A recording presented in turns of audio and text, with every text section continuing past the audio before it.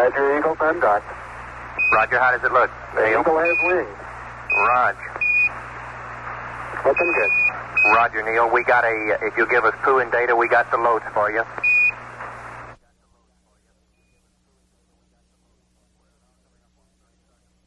We are now coming up on 30 seconds to acquisition of the command module.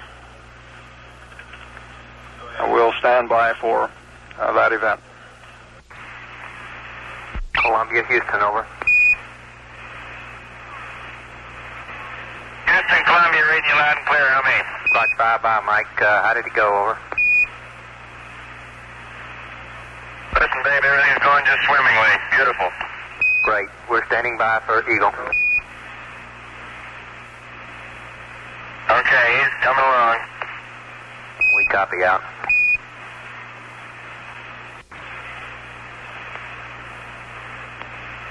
Good Eagle, how do you read? Bye-bye, Eagle. We're standing by for your burn report, over. Roger, the burn was on time. The residuals before nulling, minus 0.1, minus 0.4, minus 0.1. X and Z null to 0.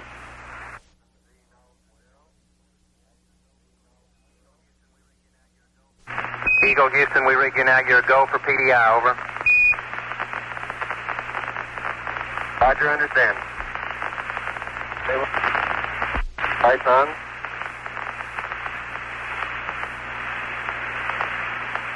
One, 0. Ignition 10%.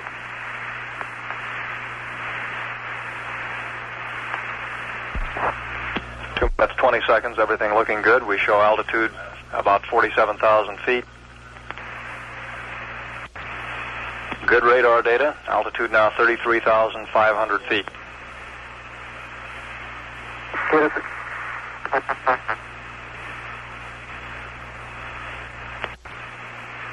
We're still go. Altitude 27,000 feet. Same alarm, and it appears to come up when we have a 1668 up. Roger, copy.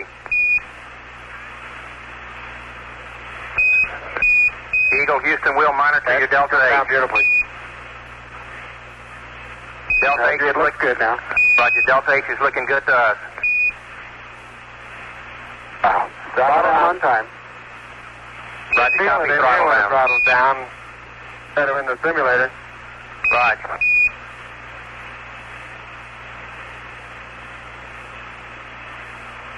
Eggs and things look real close.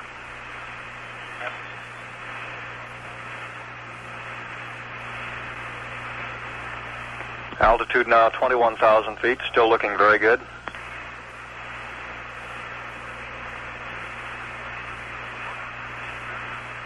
Velocity down now to 1,200 feet per second. You're looking great to us, Eagle. Okay, I'm still on flu, so we may tend to lose as we gradually pitch over. Let me try auto again now, see what happens. Roger. Okay, looks like it's holding. Roger, we got good data.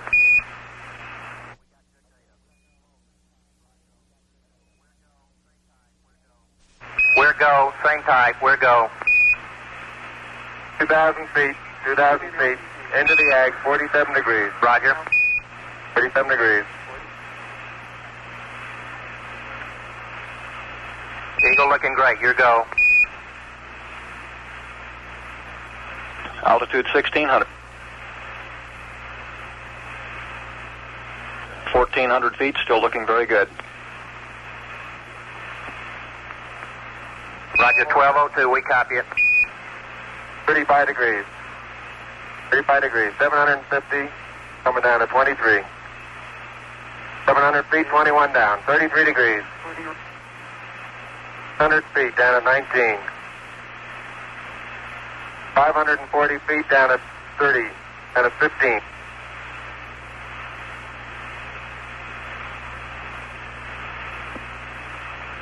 And 400 feet, down at 9. Gate forward. 1050 feet, down at 4. 33.5 down.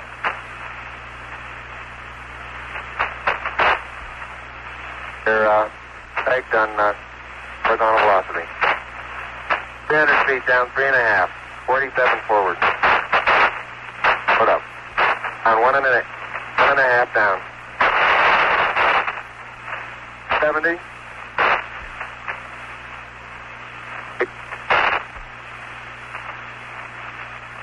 Got the shadow out there. 50 down at 2.5. 19 forward.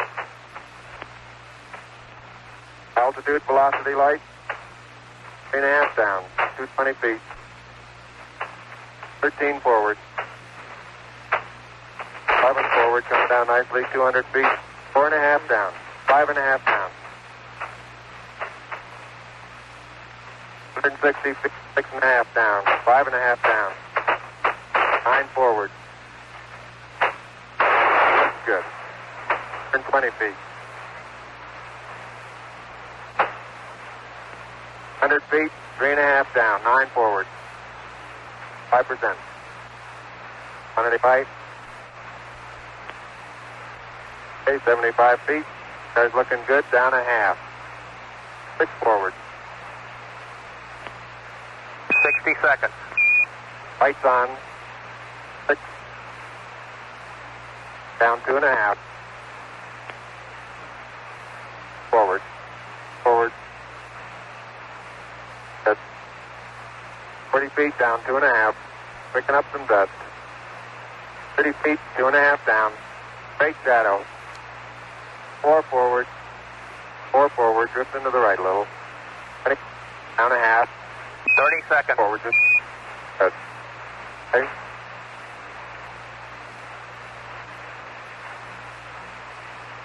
Contact light. Okay, engine stop. APA at a descent. Mode control both auto. Descent engine command override off.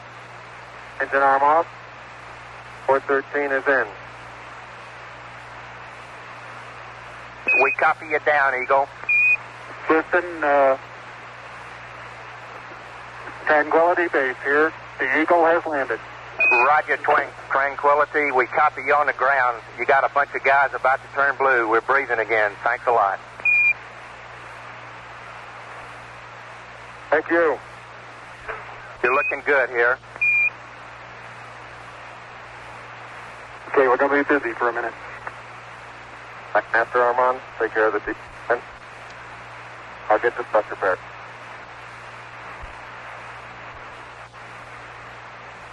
Okay, it looks like we're venting the oxidizer now. Roger, Eagle, and you are stay for T1. Over. Eagle, you are stay for T1. Roger. And we see him stay for T1. Roger, and we see you venting the ox.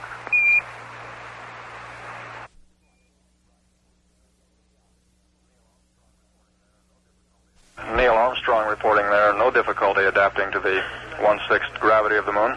Window is a relatively level plain cratered with a fairly large number of craters of the 5 to 50 foot variety, and some ridges, small, 20, 30 feet high, I would guess, and literally thousands of little 1 and 2 foot craters around the area. We see some angular blocks out several hundred feet in front of us that are probably 2 feet in size and have angular edges. There is a hill in view just about on the ground track ahead of us. Difficult to estimate, but might be a half a mile or a mile.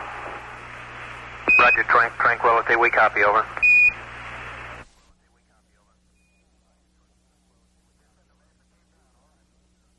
Houston, the Mesa came down, all right. Houston, Roger, we copy, and we're standing by for your TEV.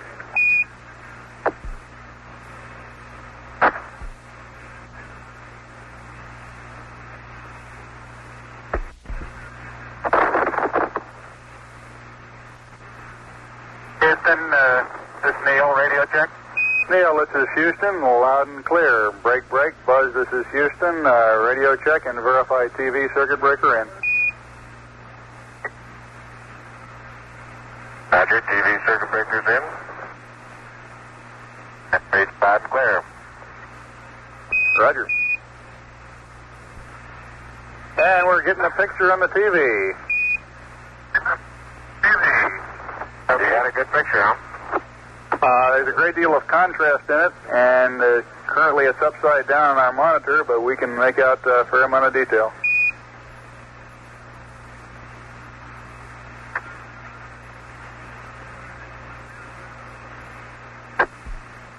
Okay, would you verify the position, the opening I ought to have on the camera? Stand by.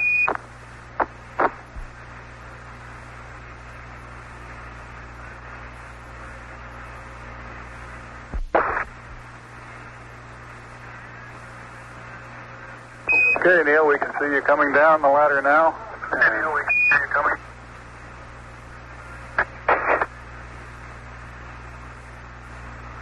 Okay, I just checked getting back up to that first step.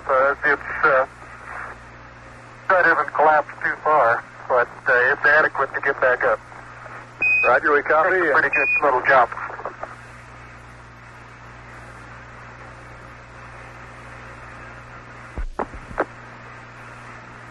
Buzz, this is Houston, F2, 1/160th second for shadow photography on the sequence camera. Okay. I'm at the foot of the ladder. The LEM footbeds are only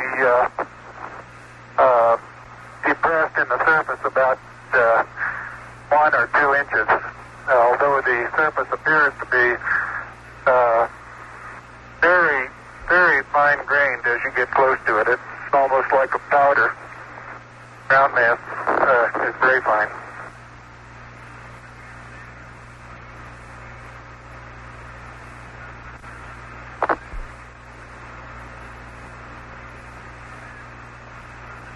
I'm going to step off the LEM now.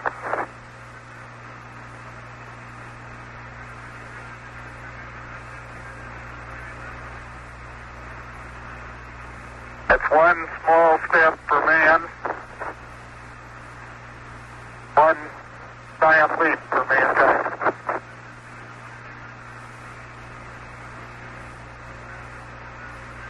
The surface is fine and powdery. I can pick it up loosely with my toe. It does adhere in fine layers, like powdered charcoal, to the sole and sides of my boot.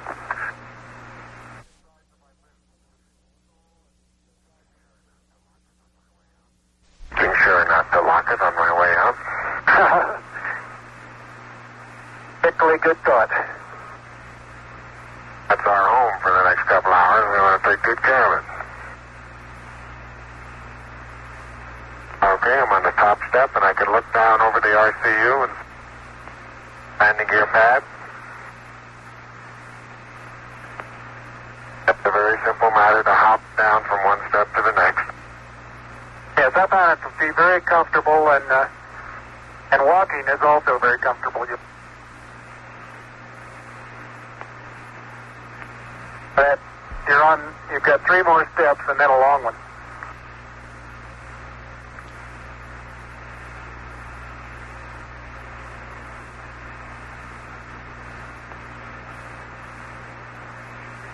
Okay, I'm going to leave that 1 foot up there and both hands down to about the 4th rung up. There you go. Okay, now I think I'll do the same.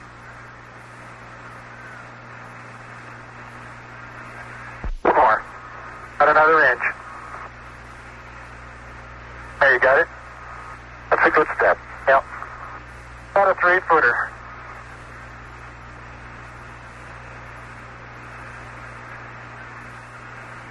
Beautiful view. Isn't that something? Magnificent sight out here. Magnificent desolation.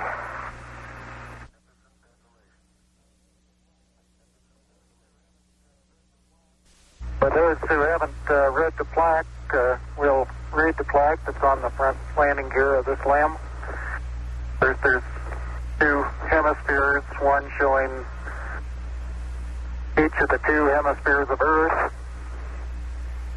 Underneath it says, "Dear men from the planet Earth, first set foot upon the moon, July 1969 AD. It came in peace for all mankind." It has the crew members' signatures and the signature of the President of the United States.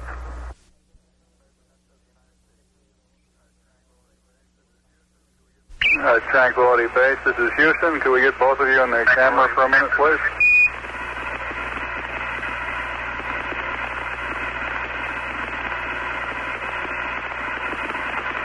Say again, Houston. Roger, we'd like to get both of you in the field of view of the camera for a minute. Roger, let's get both of you in the field of view of the camera for a minute. Neil and Buzz, the President of the United States is in his office now and would like to say a few words to you. Over. Would be an honor. Go ahead, Mr. President. This is Houston out. Hello, Neil and Buzz. I'm talking to you by telephone from the Oval Room at the White House. And this certainly has to be the most historic telephone call ever made. I just can't tell you how proud we all are of what you do. For every American, this has to be the proudest day of our lives. And for people all over the world, I am sure they too join with America in recognizing what an immense feat this is. Because of what you have done, the heavens have become a part of man's world. And as you talk to us from the Sea of Tranquility, it inspires us to redouble our efforts to bring peace and tranquility to Earth. For one priceless moment in the whole history of man, all the people on this earth are truly one. One in their pride in what you have done, and one in our prayers that you will return safely to Earth. Thank you, Mr. President. It's a great honor and privilege for us to be here representing not only the United States, but man of peace of all nations, and with interest and a curiosity and with a vision for the future. Honor for us to be able to participate here today. And thank you very much, and I look forward, all of us look forward to seeing you on the Hornet on Thursday. Look forward to that very much, sir.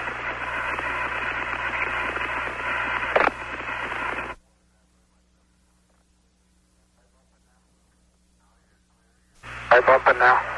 Now you're clear. You're rubbing up against me a little bit. Okay. All right, that's right. Turn to the left.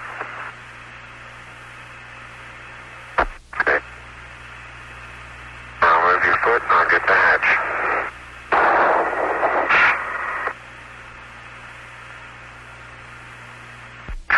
Okay.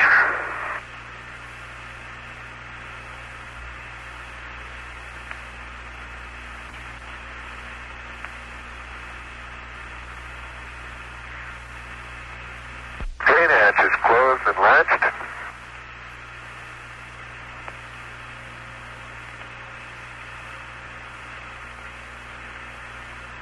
And verified secure.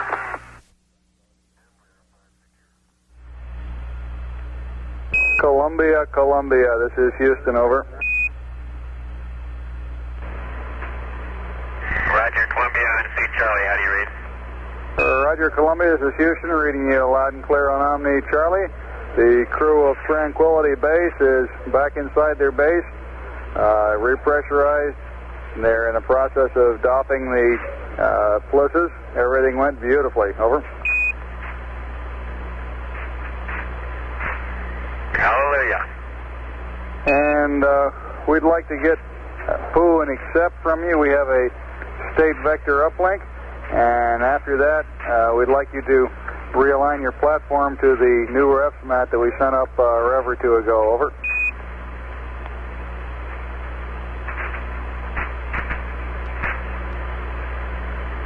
All right, understand. You want a option one, do option one.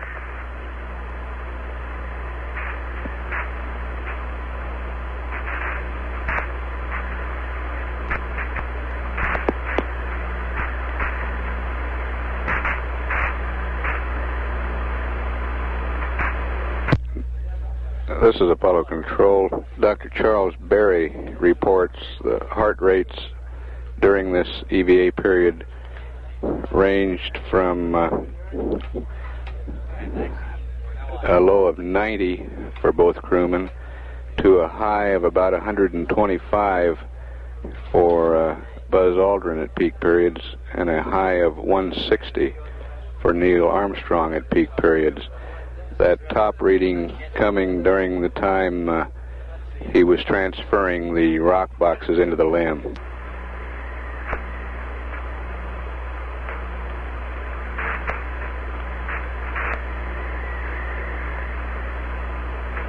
Dr. Berry says the data they got indicates Neil was working very hard at that time.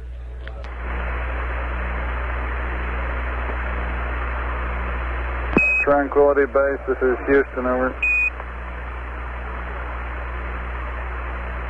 Houston, Tranquility Base, go ahead.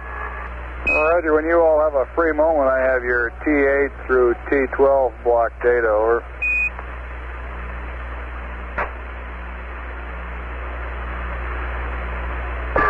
Houston, Tranquility Base, ready to copy. Roger, Tranquility. T8, 114-3057. T9er, 116-29er, 10. T10, 118-2723. T11, 120-2536. T12, 122-2349er. Read back, over.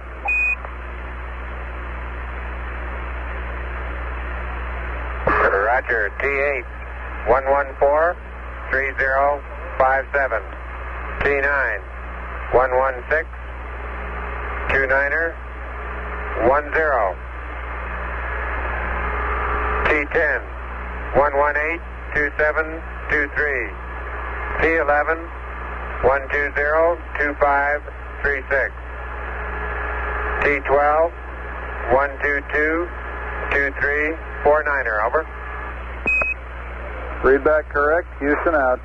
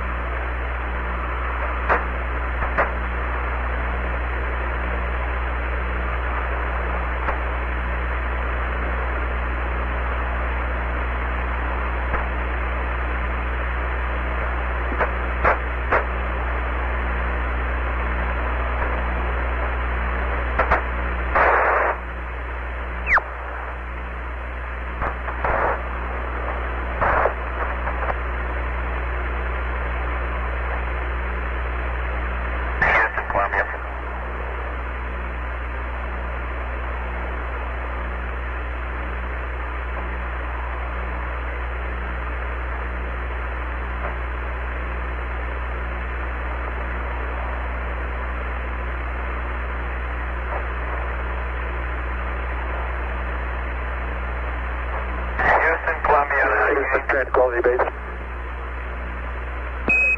Columbia, Columbia, this is Houston, over. Tell me on the high gain. Roger, reading you loud and clear on the high gain, Columbia. Roger. Covering the P-52 altitude. You want a cruise status report? Say again, Columbia.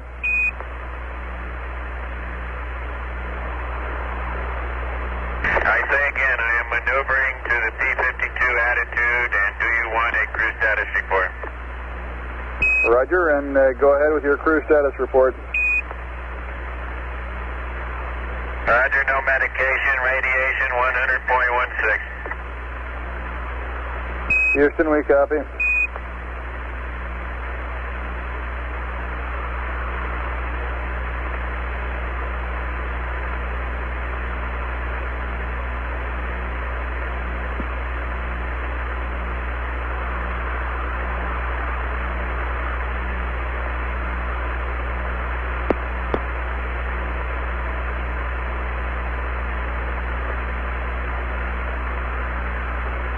Houston, Tranquility Base.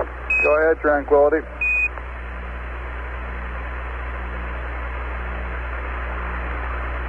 Roger. The weight of the RCU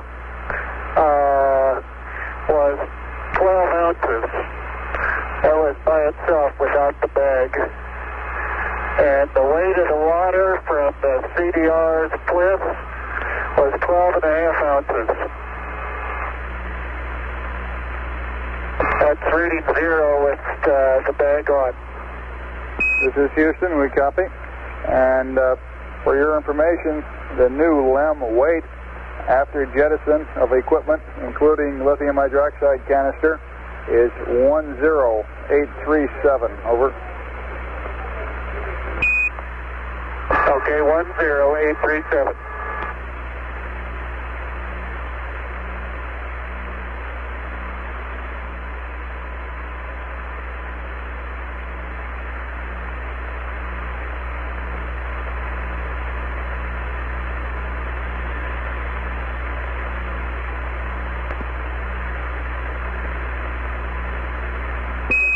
Tranquility Base, this is Houston. In the flight plan configuration, we show that the stability control circuit breaker, ATCA, on panel 16 should be open at this time. Over.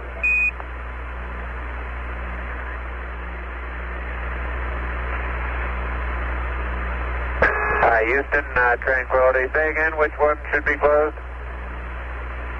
Roger, panel 16, row 2, stat control, ATCA, that is ATCA, and it should be open at this time. Over. Roger, coming open. Roger, out.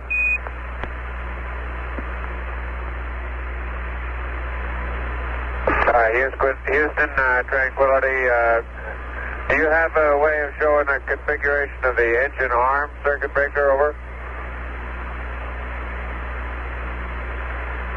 The reason I'm asking is because the end of it appears to be broken off. I think we can push it back in again. I'm not sure we could pull it out if we pushed it in now. Over. Roger, we copy. Stand by, please.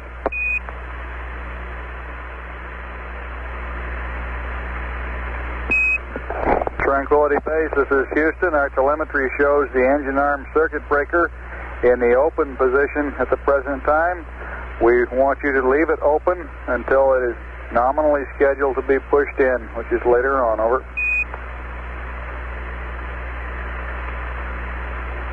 Roger, copy. Houston, Tranquility Base, CDR's PRD reads 11014. Roger, 11014 for the CDR.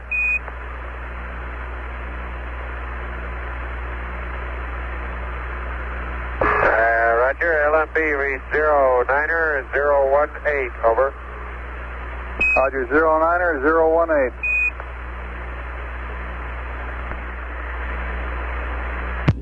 This is Apollo Control. Dr. Berry reports those dosimeter readings have not changed since yesterday afternoon, indicating that the crew was not subject to radiation on the surface of the moon, or if any, a very negligible amount. Houston, Columbia, over. Columbia, this is Houston. Go ahead. Roger, Bruce. When you get a few minutes, could you give me some words on tomorrow's activities, when they're going to start? Roger.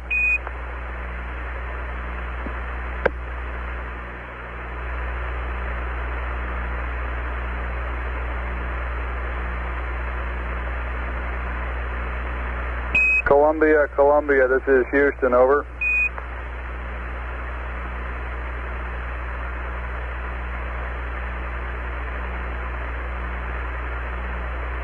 Columbia, this is Houston. Over.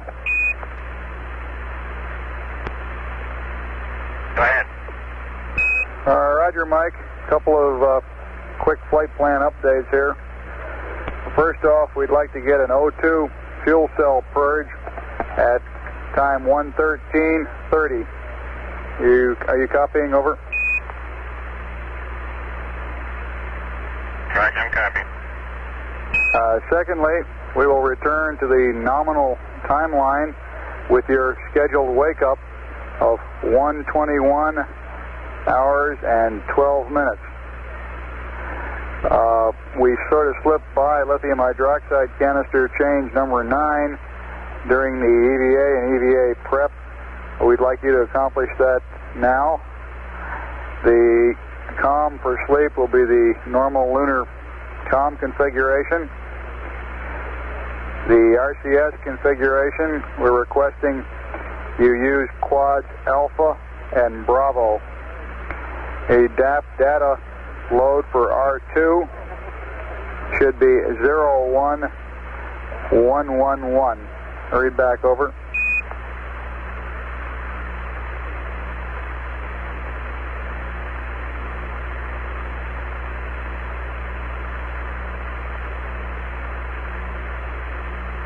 Roger, oxygen fuel cell purge at 113:30. Return to the nominal timeline at 121 hours wake up. Lithium hydroxide change number 9 right now. Normal lunar sleep configuration. I'm in that now. Now the RCS understood before you wanted to load the DAP register 201100, which made sense on panel 8 to pitch only on quad A, enable all on quad B and C and D off. But you don't want to do that anymore, huh?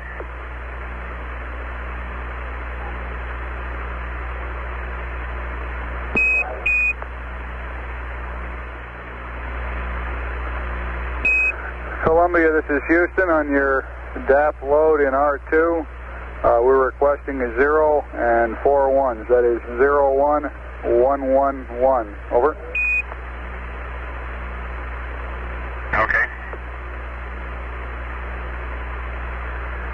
And you. Load's going in right now. Roger, and you'll be enabling quads Alpha and Bravo on the auto RCS select switches. Disable Charlie and Delta. All right.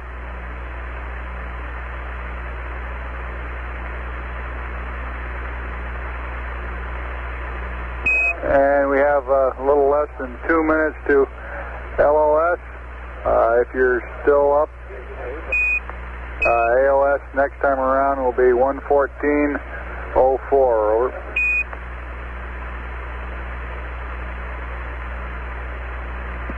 Roger.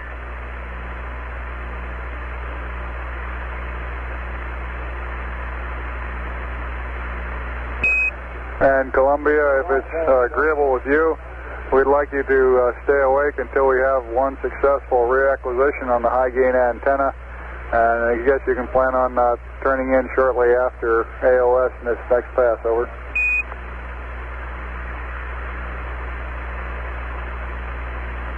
Okay. Roger out.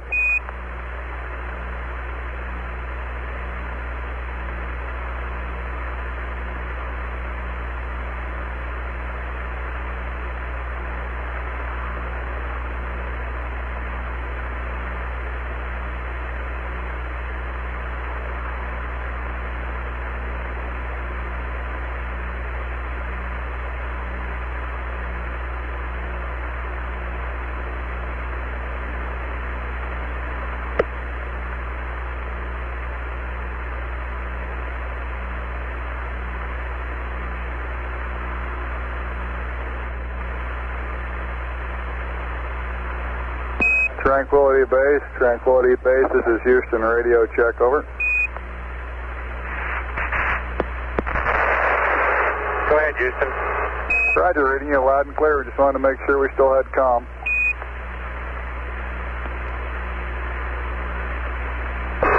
Roger, we've just finished up. We're just finishing up our 8 period. Be ready to go back into prep for deep rest. Roger.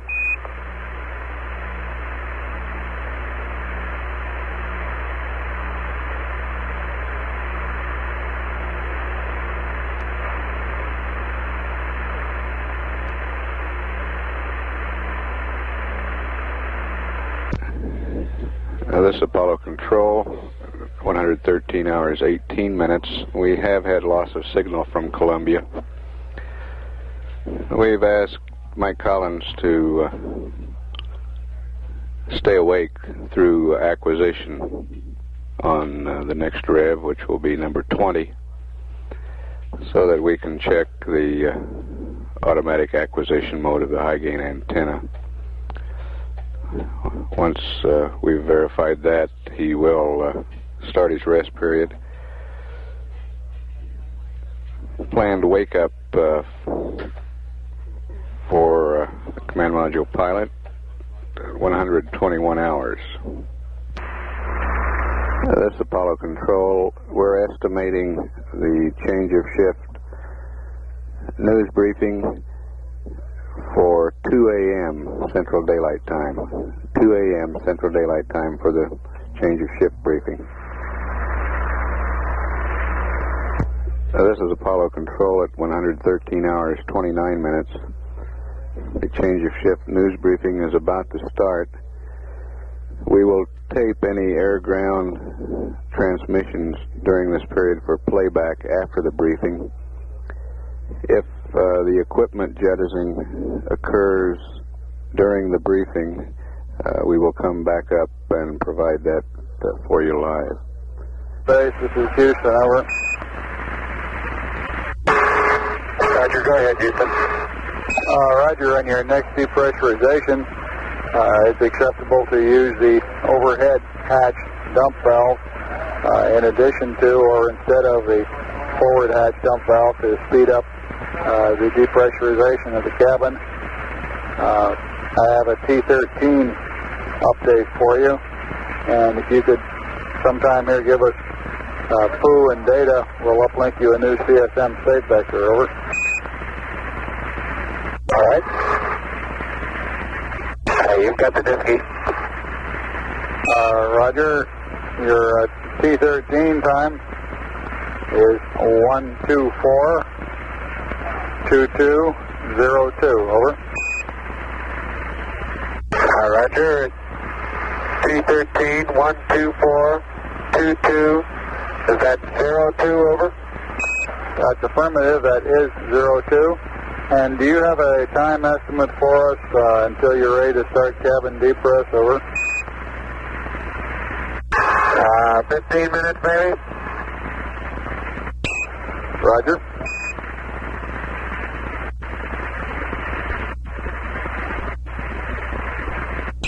Tranquility Base, this is Houston. Uplink complete. The computer is yours, and you can go out of data. Roger. Go ahead, Tranquility Base here. Roger. Just want to let you guys know that since you're an hour and a half over your timeline and we're all taking a day off tomorrow, we're going to leave you. See you later. I don't blame you a bit. That's a real great day, guys. We enjoyed it. Thank you. Couldn't enjoy it as much as we did. Right. It was great. Sure wish you'd hurry up and get that trash out of there, though. Yeah, we're just about to do it. Okay.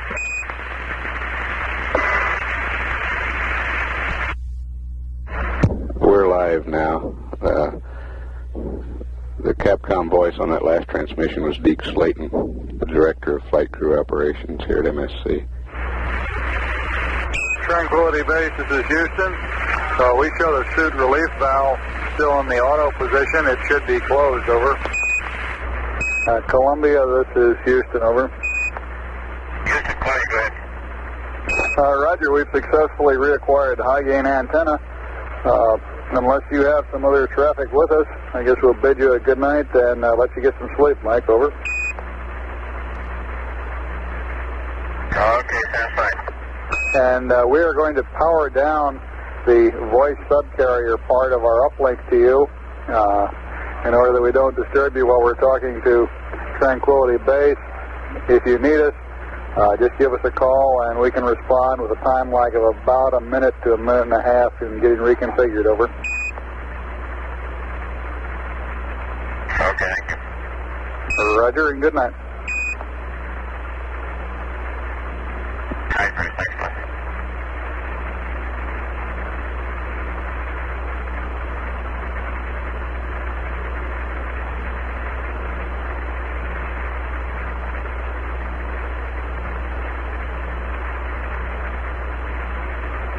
We said goodnight to Mike Collins in Columbia at 114 hours, 6 minutes.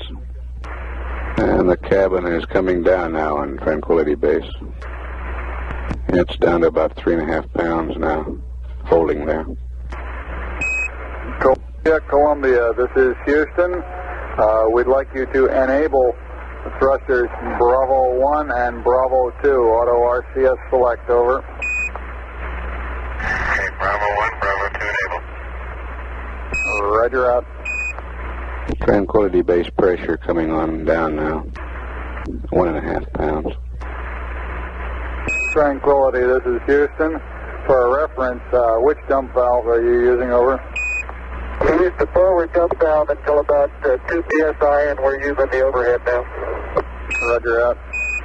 They're both open now. Less than 0.5 pound of pressure. Tranquility Base, this is Houston, over. Roger, go ahead. Roger, on your mission timer, we wanted to pull the circuit breaker and let it cool down for an hour and a half to 2 hours. I believe the breaker is currently open. It has been off. So go ahead and reset the mission timer circuit breaker. Put the timer control to reset and hold it in reset for 30 seconds. And then slew it to your desired settings, left to right, and place the timer control to start, over.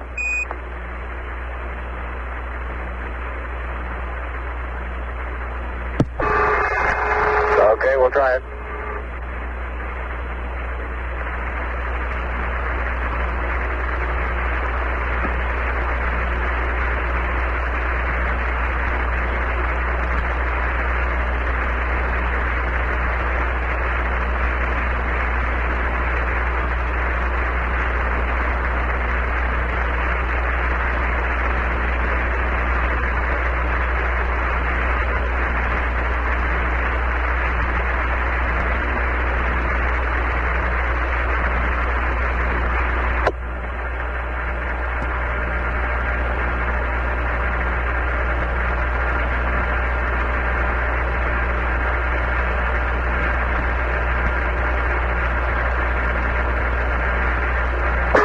Our mission timer seems to be fluid. Okay. You want to give us a time hack? Or can we get up the CMC? LGC, I mean.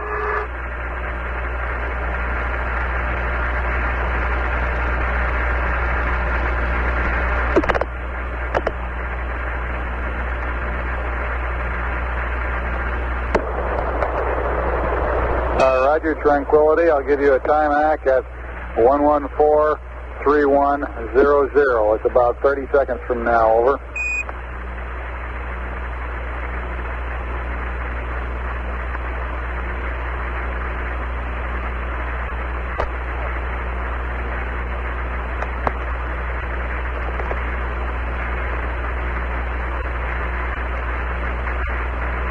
Stand by for a mark at 114-31. Stand by. Mark.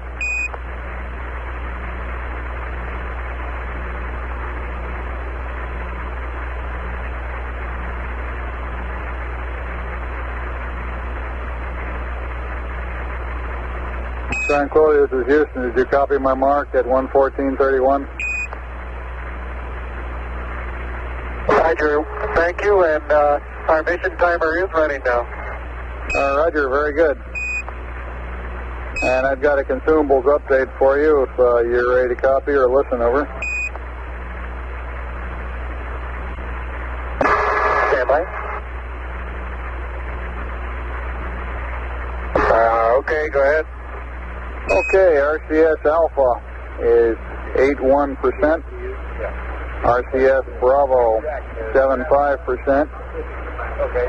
Coming up on 115 hours GET, descent oxygen is 31.8 pounds or 59%.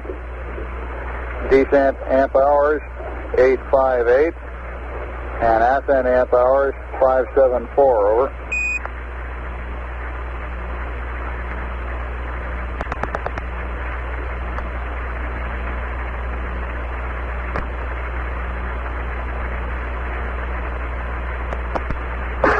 Roger, copy. Thank you very much. Roger out.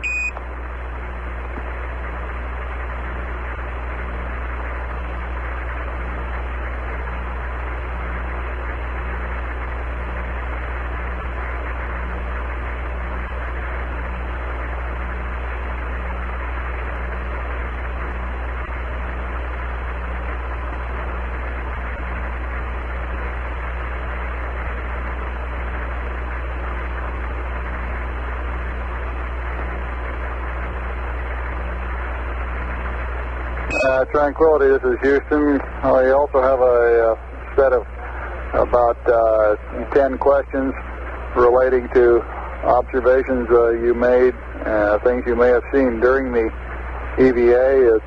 You can either discuss a little later on this evening or sometime later in the mission. That's your option. How do you feel? Over.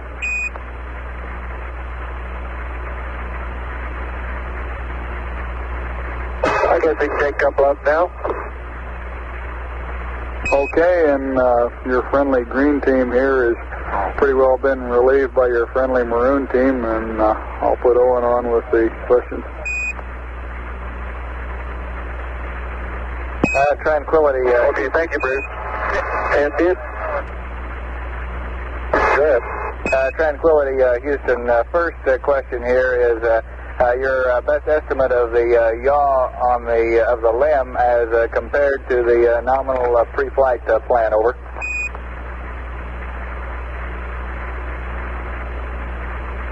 We got 13 degrees left on the ball, and I think that's probably about right.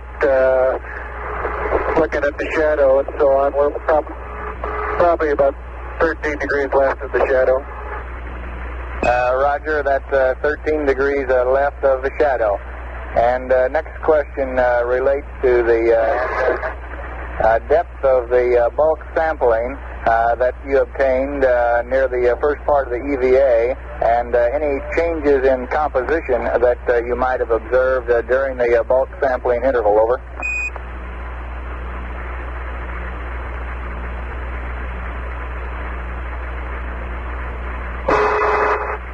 I'm not sure I understand that question, but we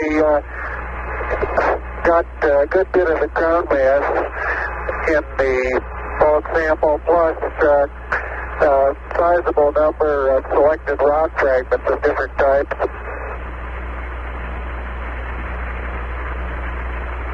Roger, Neil. One of the implications here is the depth from which the bulk sample was collected. Did you manage to get down several inches or near the surface? Over. We've got some down from as much as 3 inches in the area where I was looking at the variation with depth in the bulk sample. There really wasn't appreciable difference, and I didn't run into any hard band. Later on, or at some other times in other areas, why I'd get down just a short distance, an inch or two, and couldn't go any further. Roger, I believe we understand down as deep as 3 inches, did not hit any hard bed, and no significant changes in composition to that depth. Next question, the second SRC was packed rather hurriedly due to the time limitation, and wonder if you would be able to provide any more detailed description of the samples which were included in the second SRC. Over.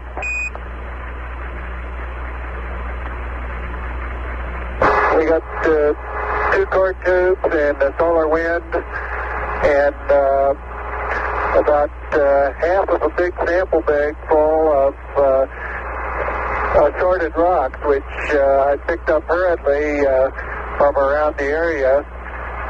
Tried to get as many representative types as I could.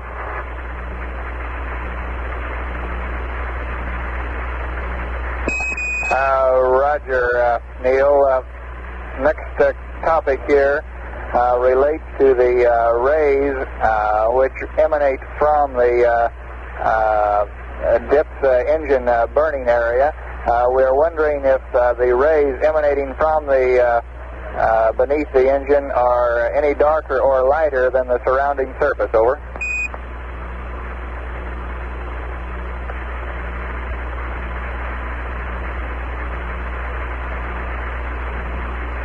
The ones that I saw back in the aft end of the spacecraft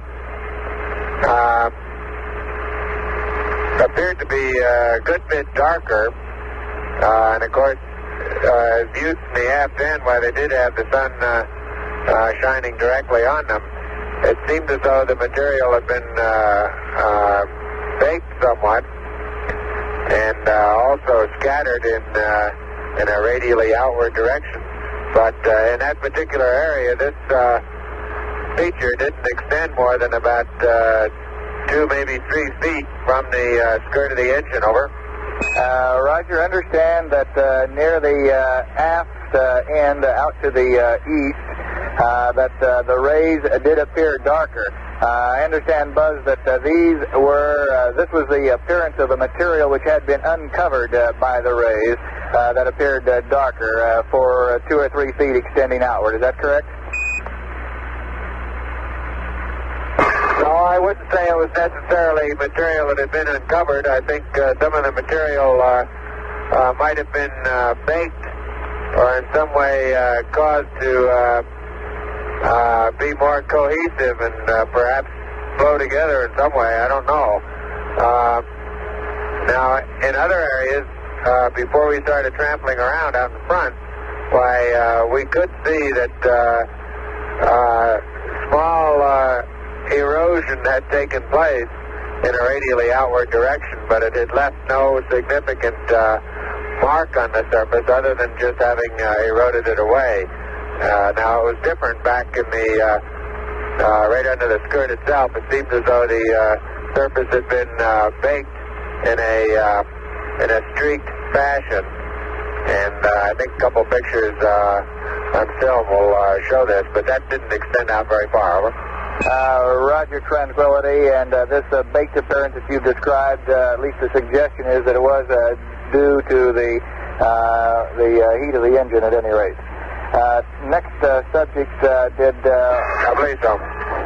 Roger. Next subject, did either of the solar panels on the PSE touch the surface of the moon during deployment? Over.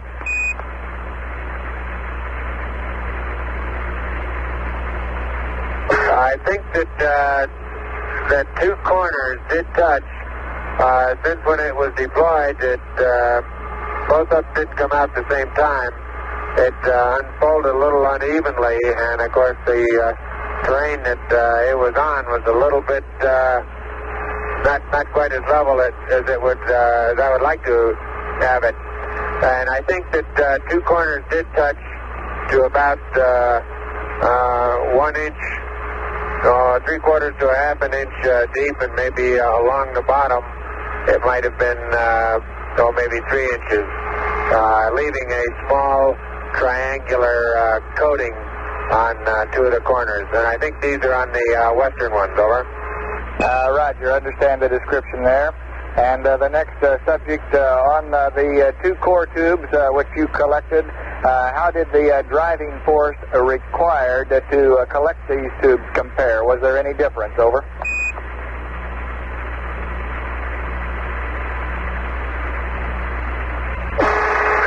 Not significantly. I could get down about the first 2 inches without much of a problem, and then as I would pound it in about as hard as I could do it, the second one took two hands on the hammer, and I was putting pretty good dents in the top of the extension rod, and it just wouldn't go much more than, I think the total depth might have been about 8 or 9 inches.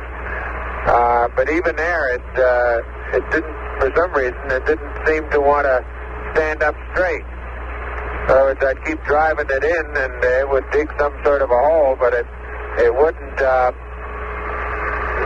just penetrate in a way that would support it and keep it from falling over, if that makes any sense at all. It didn't really to me. Over. Roger, Buzz. I think I've got the picture. You indicate that little difference between the two samples, and that in each case you got down about 2 inches without any problems, and then had to continue hammering rather vigorously in order to continue driving it into a total depth of 8 or 9 inches. And even at that point, the rods did not want to stay vertical, that they'd tend to fall over on you even after pounding in that far. Is that correct? Yeah, that's about it. It wasn't a rapid change in resistive force. And also I noticed when I took the bit off that the material was quite well packed, a good bit darker, and the way it adhered to the core tube gave me the distinct impression of being moist. Over. Roger, understand the general impression of being moist as packed in the core tube. Next question. We did copy your comments prior to the EVA of your general description of the area. We wonder if either of you would have any more lengthy description or more detailed description of the general summary of the geology of the area. Over.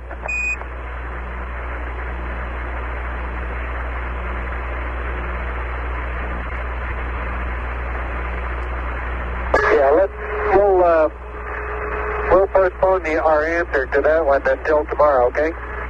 Yes, indeed. That'll be fine. Just a couple more here, and I think these may not be quite as lengthy as number 7 there.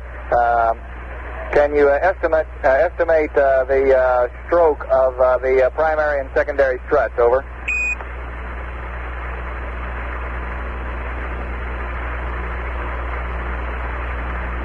Well, I could do it like this, so about all the struts are about equally stroked, and the height from the ground to the first step is about 3 feet, or maybe 3.5 feet, huh? Roger, understand, Neil. Next topic. As just after landing, you pointed out that there was a hill to the west along the plus z-axis from the limb. Are there any large rocks in that direction that might block the solar array during the sunset? As the sunset approaches in your locality, are there any large rocks that might tend to obscure the array? Over.